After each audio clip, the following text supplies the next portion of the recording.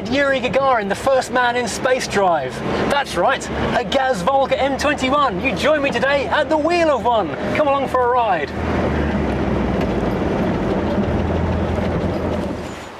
Hello, welcome to Furious Driving, and today we've gone behind the Iron Curtain because this is a Gaz Volga M21 Mark III. Now Gaz, as I'm sure you know, stands for Gorkovsky Automobilny Zavod, or Gorky Automobile Factory. And they built cars that were a cut above your average Trabant, Moscovich kind of thing. These were cars for middle-ranking party officials. These were the cars that were also given to the KGB, so if one of these pulled up outside your house in the middle of the night, it was time to leave by the back window. Now the obvious thing to note about this car is how American it looks. Obviously it's a very, very Russian Soviet Union take on the American look of the 1950s. I mean, if you really don't have to squint very hard, and you can be looking at a 1953 Ford shoebox really, can't you? But this is obviously very Russian. But incredibly, this was actually designed for the export market, and it's hard to think that the CCP had an export market, but this was the car they'd planned to put out into the world as an example of what Russian technology could do, hence the fact it was so American in its design. But what you will notice are the proportions are very different. All of the styling details, the fins, the chrome, the big bumpers, the incredibly exaggerated front radiator are all pure Americana. The proportions are stretched vertically, so it's not low and wide like a big Buick or an Oldsmobile from 1953, it's tall and narrow. And if you look underneath the car, you will see it's got 9 inches of ground clearance. But these are cars that were built for Russian conditions. That means bad weather and bad roads. So the metal is very thick. The ground clearance is enormous. The suspension is as tough as old boots. And they had the best rust proofing of pretty much anything you're going to go and find in the 50s or 60s. And that's another point to come to. This car was introduced in 1953 and ran until 1969 with only really minor cosmetic changes, which is something that doesn't really happen in Western cars. They'll be updated far more frequently. Generally the changes were mostly around the grille and the badge area. This being a Series 3, it had gone far more streamlined, and the deer icon, badge, hood ornament had gone down to just a flat badge at this point rather than an actual leaping bonnet mascot. Much like the Jaguar Leaper we used to see on, well, Jaguars, there was various incidents where people were impaled on the deer which was leaping off the front of the car, and they decided maybe that wasn't such a great idea after all. So this was the most luxurious car a Soviet citizen could buy back in the 1960s, and even then there was a long waiting list. The first owner of this car was a fairly high middle-ranking party official, and he had to wait 8 years to get this car. Now the thing that denotes this particular car as a particularly high spec version of the Mark III is the chrome fins on the back and the chrome detailing around the windows. They all got this aluminium detail down the bottom, and look at this beautiful pressing in the door. This is, it's not really Art Deco, is it? But it's certainly from mid-50s Americana, gone wild, especially with the white wall tyres. Now for the export market, these were sent out as virtually finished kits with no engine and gearbox to Submpex in Belgium, where they were fitted with pretty much whatever engine they fancied. A lot of them had Perkins diesels, and then later Rover engines went into them apparently. Now these were known as the Scaldia Volgas, and they had other options that weren't available in the home market. For example, other colours, different colour roof, that kind of thing. Now here under the bonnet we will find a 2.5 litre single carburettor 4-cylinder petrol engine. Now this thing develops an entire 80 horsepower and 176 newton meters of torque, which isn't that much when you consider the car weighs 1,442 kilograms. That's a lot of oomph needed to pull a car that heavy. However, it's built tough, it's built strong, and it's built reliable. There's not a lot to go wrong with such a simple basic engine. But apart from the thickness of the steel everywhere, the thickness of the wires and the general sturdy construction, one other interesting thing to note under here is this Venetian blind on the front of the radiator.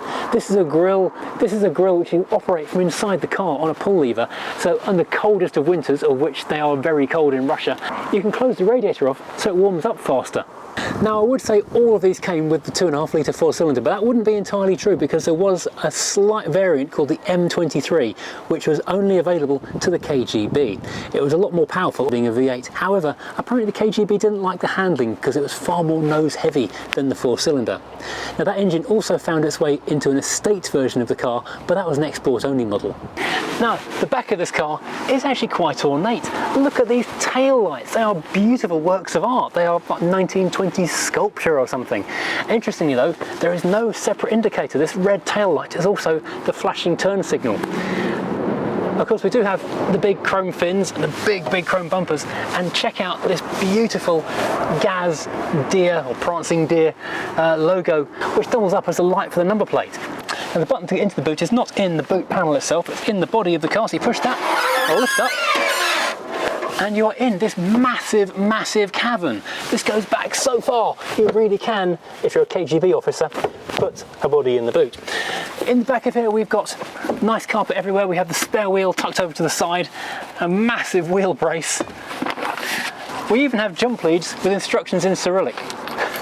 Right, let's take a look around the interior of this car, but there's a couple of things to notice before we climb in. First of all, this little handle down here on the corner of this big bench seat. Don't forget, this is a bench seat in the front, bench seat in the back.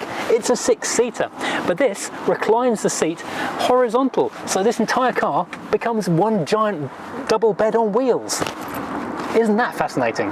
Secondly, look at this just incredible fabric in the seat. This is the original actual fabric. The vinyl has been replaced because that was sunburnt, but this is the original fabric. And see how little wear there is? Just a little bit on this corner where people have slid in and out over the years, but that's so little wear because the mileage on this car is just astronomically low. 14,603 miles in half a century. That's insane. Right, let's have a look around. Right, sliding in behind this massive steering wheel, which is white like a Mercedes. Don't forget, these were called the Mercedes of Russia, or the Russian Mercedes, and so it does have a white 190-like steering wheel, which is very pretty indeed, very ornate, with this horn ring on it, although it doesn't actually work anymore. There's a button on the dashboard for that, which we'll come to in a second. We've got our Gaz logo deer in this lovely kind of acrylic and chrome little dish, which looks absolutely beautiful. Now let's move over and look at the door first of all. Nothing is electric in this car, unlike its American rivals. It has got manual windows, manual quarter lights, no electrification, just a big plain door panel, body colour on the top, and then contrast colour in a soft vinyl in the middle, and a nice little door pull down the side. Now interestingly, the door is body colour, but the dashboard is contrast as well. So this particular car has got a grey dashboard. This is correct from as it would have been from the factory. Other cars did get different colours depending on the exterior colour. Now we've got a lot of controls around us down here. Let's start at the top though, and I love this speedometer, but it is so space age. Not only is it green perspex giving it that lovely glow, it's also backlit from behind. So light coming into the windscreen actually illuminates your dial from behind, or from the front I should say. That is just awesome. Now below that we've got a bank of gauges, which aren't actually in a separate cluster as they would be in other cars. They are separately in the dashboard, but I guess that is kind of a 1950s styling thing. Now I've been brushing up on my Russian today. This is the electricity, this is the fuel level, water and oil. Now for those of you who want to learn a bit of Russian, there are the words. Now below that on the left hand side, above your knee, we've got a lot of little buttons and controls. This is the heater, which is apparently hot and cold, or cold and hot, on these two sliders just here. This little white dial hidden virtually underneath the dashboard are the windscreen wipers. Big cast aluminium thing down here for our handbrake.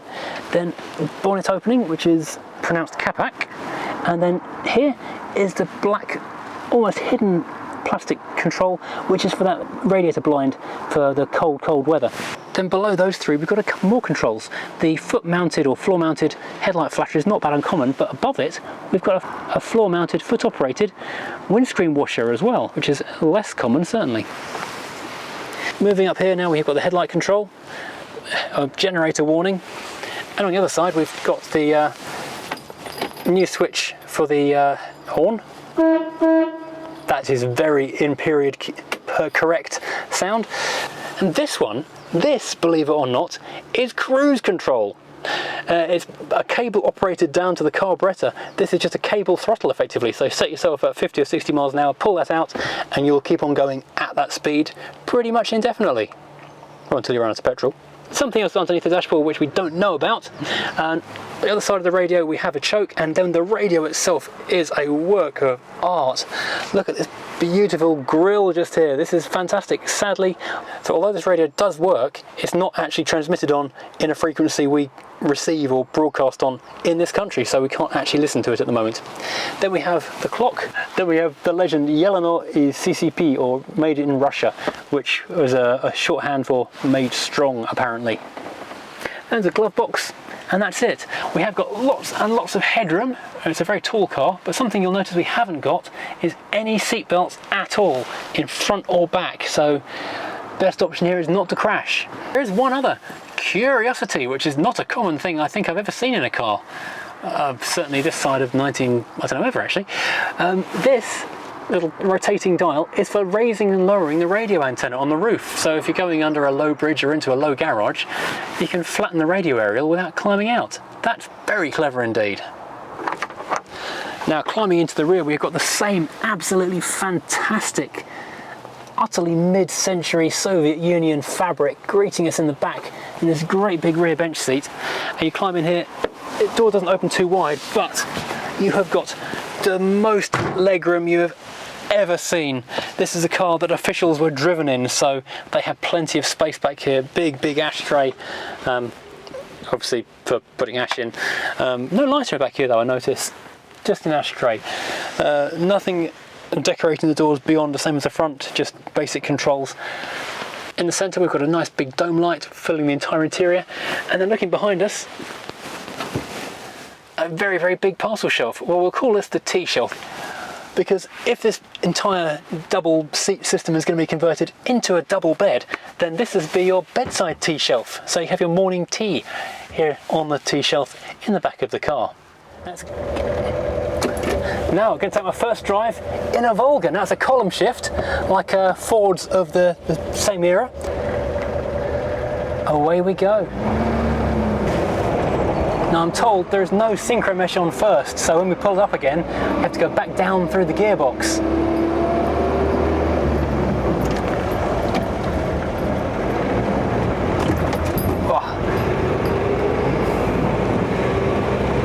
Wow, it's smooth. It really is quite smooth.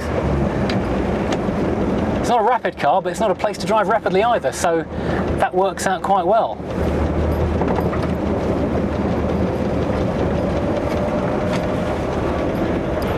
The steering's not as heavy as I expected, and it doesn't feel like there's any play in the system at all, but then the car is virtually brand new in terms of mileage. Stopping is something we need to be paying attention to a certain amount, because it's got drum brakes all round, and it's a heavy car for drum brakes to be being effective on. And this is a left-hand drive car.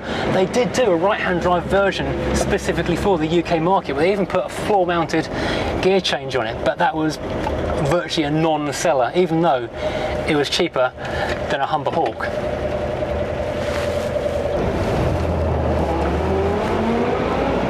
So yeah, these cars were only really available to senior or middle-ranking party officials, unless you become a taxi driver, an ambulance driver, or join the KGB.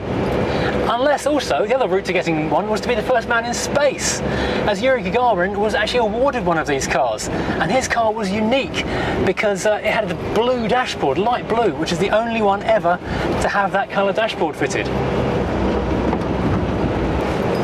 Now I'm driving around the streets of Cambridge today, and it does feel very appropriate. It's very Jean Le Carrier to be driving a KGB style car around Spy Town.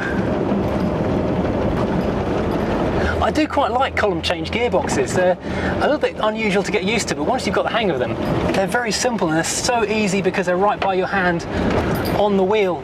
You don't barely have to move your wrist from the steering wheel to the gear change, and it's right there.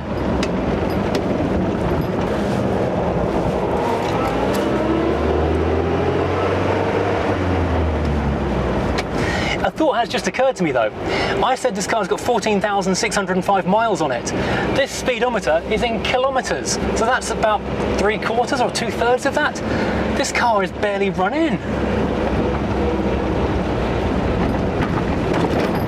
That is a violent speed bump. Now these cars were built extremely tough for the harsh Russian roads, and so the speed humps that were plaguing modern cities really aren't a problem for this suspension. It just lollops over it quite happily.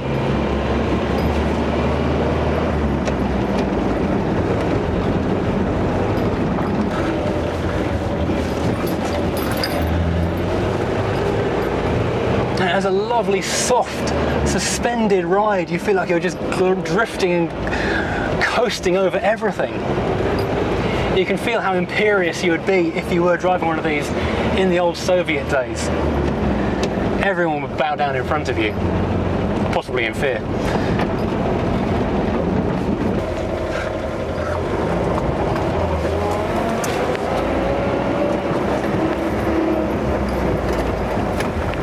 Now, despite the waiting lists of many, many years and the long production run of 11 years actually, they built 639,478 of these cars, which is quite a lot, plus a few more of the estates, and there was the Belgian ones of course as well, so about 750,000 of these things were knocking around at one point.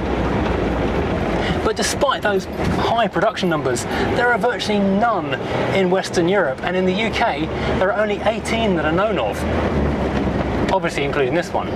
So the current owner actually sourced this car from Bulgaria, where it had been bought from its first owner, who had been a fairly high-ranking official and used to be driven around in the back of the car with curtains drawn while he was doing his important paperwork.